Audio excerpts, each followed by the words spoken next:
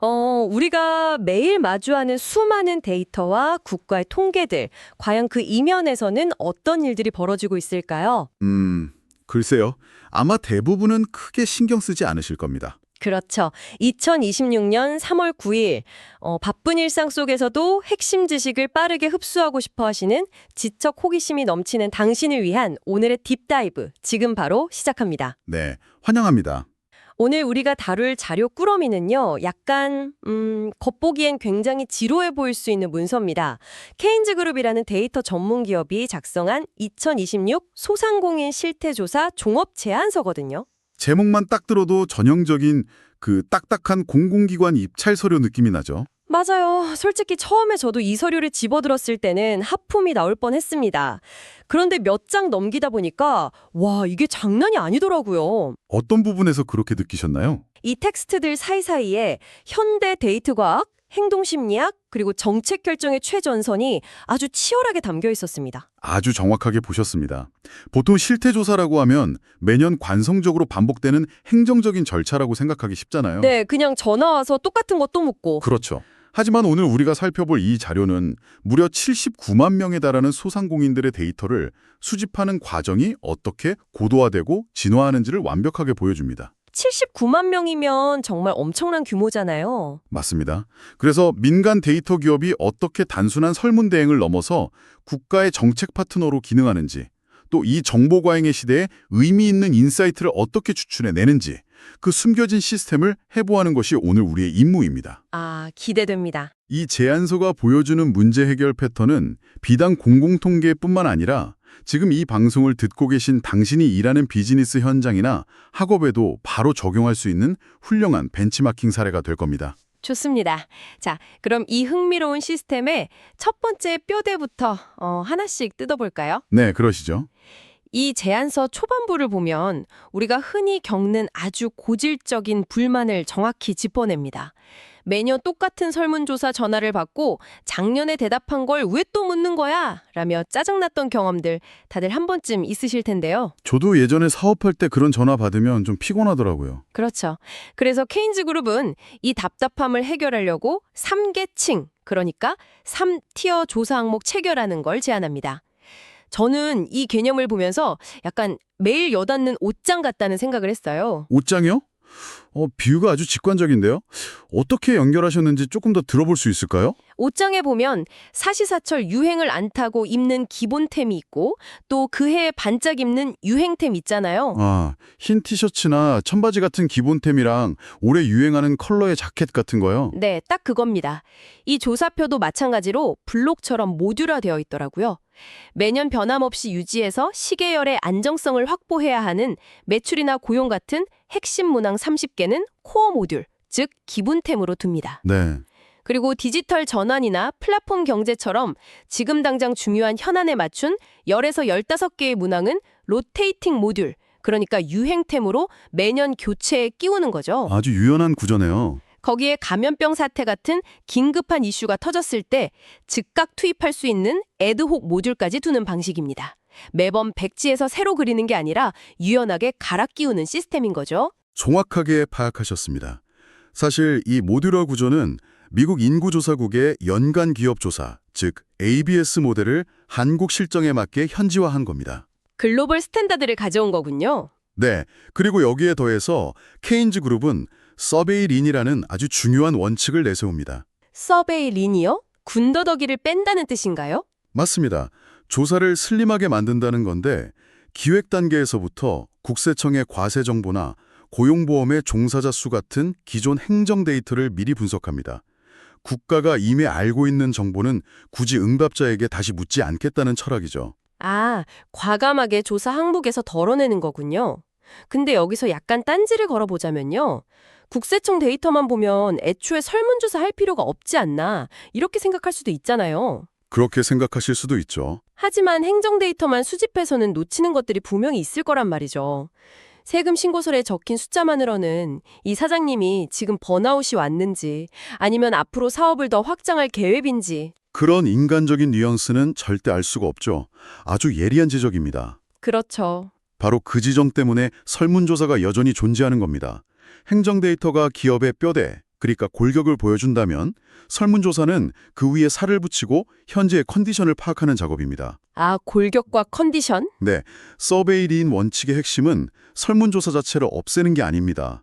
불필요한 중복 질문을 없애서 응답자가 진짜 중요한 질문에 집중할 수 있게 여력을 만들어주는 거죠. 확실히 쓸데없는 질문이 줄어들면 대답할 맛이 나겠네요. 제안서에 따르면 이 과정을 통해서 응답 소요 시간을 기존 25분에서 20분 이내로 단축한다고 명시되어 있습니다. 겨우 5분 줄인다고 생각할 수도 있겠지만 79만 명이라는 모집단을 곱해보면 엄청난 국가적 자원과 시간의 절약이죠. 응답자의 피로도가 낮아지면 자연스럽게 응답의 진정성도 올라가고 데이터의 퀄리티로 덩달아 올라가게 됩니다. 25분짜리 설문이란 20분짜리는 체감상 다가오는 압박감이 완전히 다르긴 하죠. 그런데 질문을 아무리 잘 다듬어도 결국 누구에게 물어볼 것인가, 이게 통계의 생명 아니겠습니까? 맞습니다. 표본 추출이 가장 중요하죠. 79만 명이라는 그 거대한 바다에서 대상을 어떻게 골라내는지 찾아보니까 SBR, 그러니까 기업 통계 등록부를 기반으로 한다고 되어 있더라고요. 그런데 여기서 기존 방식의 맹점이 하나 등장합니다. 네, 과거에는 이 SBR의 분기별 데이터를 사용했거든요. 그러다 보니 데이터를 추출하는 시점과 실제 설문이 나가는 시점 사이에 최대 3개월의 시차가 발생했습니다. 3개월이요. 3개월이면 소상공인 생태계에서는 엄청나게 긴 시간이죠. 엄청나죠. 2달 전에 이미 폐업하고 권리금까지 다 넘긴 치킨집 사장님한테 올해 경영 실태가 어떠십니까? 하고 설문지가 날아가는 황당한 상황이 발생할 수 있다는 거잖아요. 바로 그겁니다. 그래서 케인즈그룹은 국세청과 고용보험 데이터를 연계해서 이 갱신 주기를 월별로 단축하는 3티어 모집단 설계를 제안했습니다. 시차를 최소화하는 거죠. 그렇군요. 그런데 저는 이 부분보다 더 흥미로웠던 게 PRN이라는 개념이었어요. 아, 연구난수 말씀이시군요. 네, 처음에 이름만 딱 들었을 때는 무슨 암호화폐 이름인 줄 알았어요. 제가 이해한 바로는 이게 매년 같은 사람이 설문조사에 시달리지 않도록 수학적으로 표본을 통제하는 기법 같은데 정확히 어떤 원리인가요? 차는 설문을 이미 마친 사장님에게는 음의 조정이라는 알고리즘을 적용합니다. 그러면 다음에 표본 추출에서는 그 사장님이 뽑힐 확률이 극단적으로 낮아져요. 아, 조사 부담을 다른 곳으로 분산시키는 거군요. 맞습니다. 반대로 특정 정책의 효과를 패널처럼 단연간 계속 추적 관찰해야 할 때는 양의 조정을 걸어서 동일한 대상을 반복적으로 추출하는 거죠.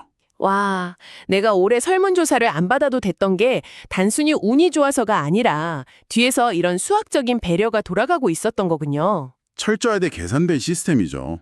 게다가 이 표본 설계 부분에서 또 하나 눈에 띄는 게 확정 추출이라는 기법이었어요. 특정 기준을 넘는, 예를 들어 종사자가 아주 많거나 매출이 엄청난 대형 사업체는 무조건 조사 대상에 포함시킨다는 건데 이건 왜 그런 건가요? 거시적인 관점에서 통계적 대표성 때문입니다.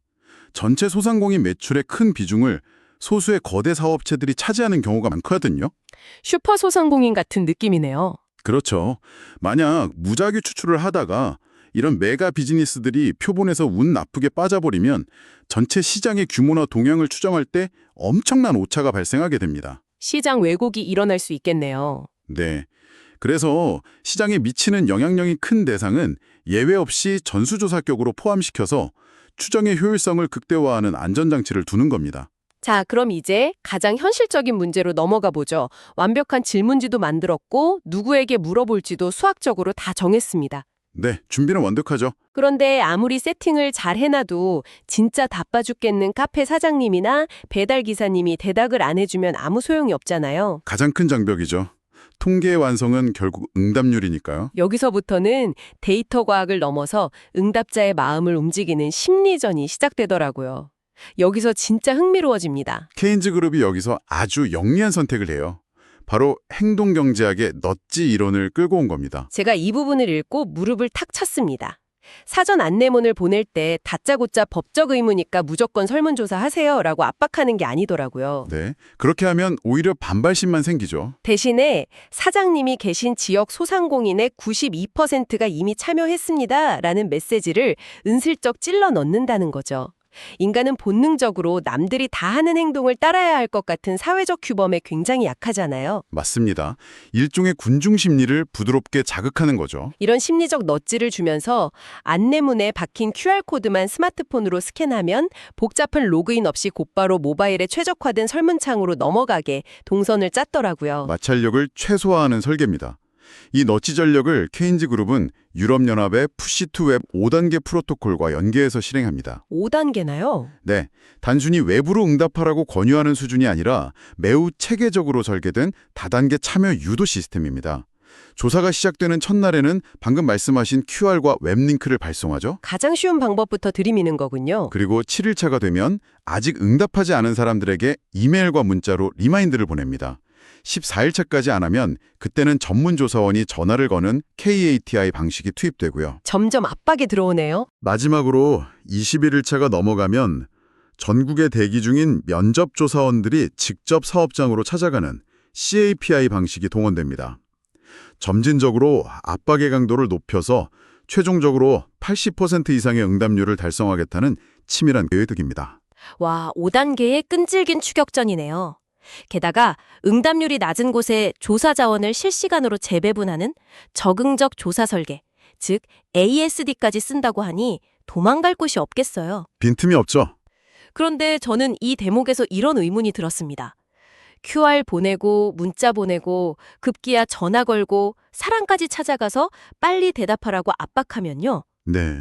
바쁜 사장님들 입장에서는 귀찮으니까 스마트폰 화면을 대충 휙휙 넘기면서 1번, 1번, 1번 이렇게 아무 번호나 막 누르지 않을까요? 충분히 발생할 수 있는 일입니다. 그렇게 모인 데이터가 과연 쓸모가 있을지 혹시 쓰레기 데이터만 잔뜩 쌓이는 건 아닌지 걱정이 되더라고요. 굉장히 훌륭한 통찰입니다. 데이터 수집의 속도와 양을 끌어올릴 때 필연적으로 발생하는 부작용이 바로 응답의 질 하락이죠. 데이터 과학에는 아주 유명한 격언이 있습니다. 개비지인 개비지아웃이요. 네, 쓰레기를 넣으면 쓰레기가 나온다. 케인즈 그룹도 이 위험성을 정확히 인지하고 있고 그래서 이 제안서의 가장 핵심적인 기술 역량을 자동화 3중 검증 시스템에 쏟아부었습니다. 맞아요. 그 데이터 검증 파트에 엄청난 전문 용어들이 막 쏟아지더라고요. 기본적인 통계 기법은 그렇다 치고 제 눈길에 사로잡은 건 마할라노비스 거리랑 머신러닝 기법인 아이솔레이션 포레스트였습니다. 용어가 좀 어렵죠? 이름만 들으면 무슨 SF 영화에 나오는 외계 행성 이름이나 마법 주문 같은데 이 복잡한 개념들을 우리 청취자님들을 위해 조금 쉽게 풀어주실 수 있을까요? 직관적으로 사용한 예문을 씁니다. 우리가 어떤 데이터가 이상한지 정상인지 판단할 때 보통은 하나의 지표만 봅니다. 하나만 본다는 건 어떤 식이죠? 예를 들어 어떤 식당의 연매출이 3억 원이라고 하면 정상 범위에 있죠. 그리고 종사자 수가 50명이라고 해도 그 자체로는 있을 수 있는 숫자입니다. 대형 식당이면 직원이 50명일 수 있죠. 그런데 이 두 가지 지표를 동시에 엮어서 보면 어떨까요?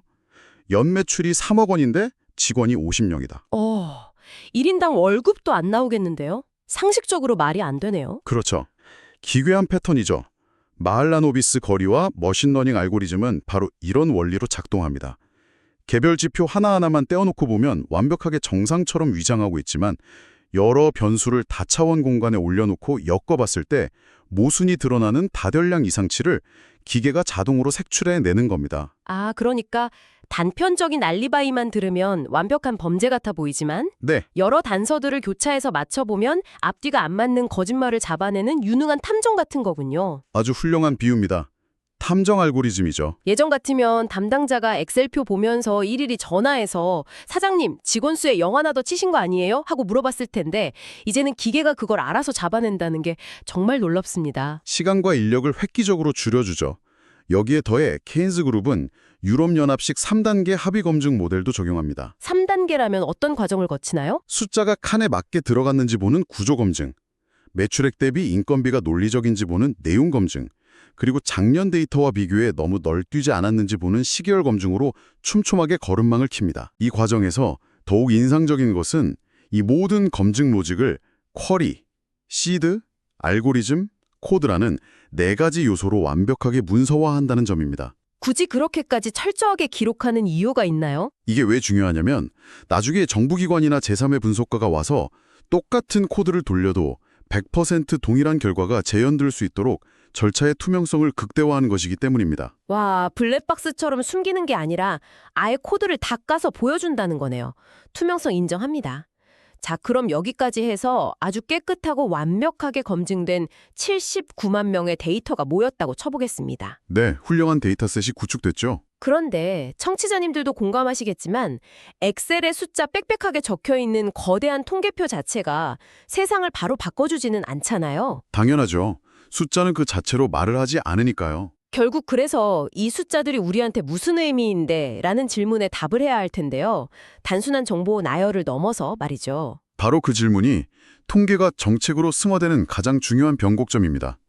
아무리 데이터를 잘 정제했더라도 79만 명 전체를 뭉뚱그려서 올해 소상공인 평균 매출이 5% 줄었습니다. 라고 발표하는 건 그저 정보의 파편일 뿐이죠. 와닿지도 않고요. 그래서 케인즈 그룹은 데이터의 왜곡을 막기 위해 레이킹 캘리브레이션이라는 가중치 조정 기법을 먼저 적용합니다. 그 레이킹 캘리브레이션이라는 거 제가 이해한 게 맞는지 한번 들어봐 주세요.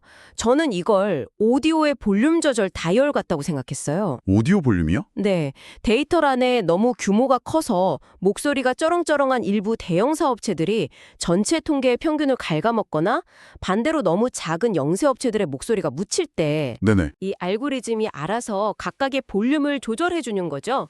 그래서 최종적으로 나오는 통계가 실제 현실 세계의 소상공인 생태계 비율과 정확히 일치하도록 밸런스를 맞춰주는 기술 맞나요? 완벽한 이해입니다.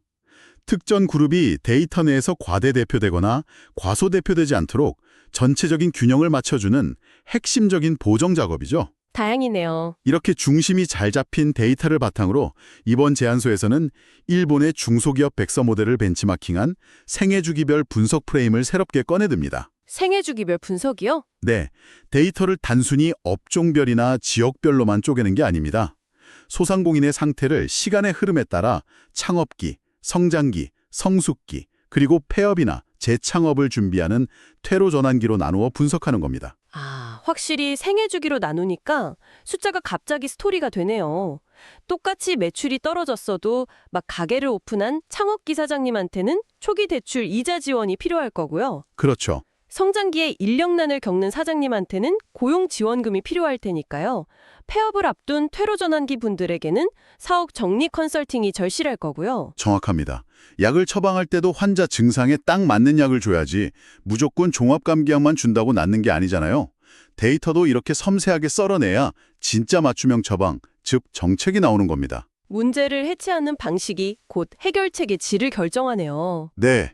그리고 저는 개인적으로 이 제안서에서 가장 감명 깊었던 부분이 분석 이후의 과정, 바로 포스트 PMO 지원에 대한 약속이었습니다. 아, 맞아요. 저도 그 부분 읽으면서 진짜 헉했습니다. 흔히 업계 유일의 AS라고 표현되어 있던데 보통 이런 공공영역 조사는 계약 기간 끝나면 수백 페이지짜리 두꺼운 결과보고서 하나 책상에 툭 던져주고 네. 저희는 이만 철수하겠습니다. 잔금 치러주세요 하고 떠나는 게 관행 아니었나요? 애석하게도 그것이 오랫동안 업계의 고질적인 문제였습니다.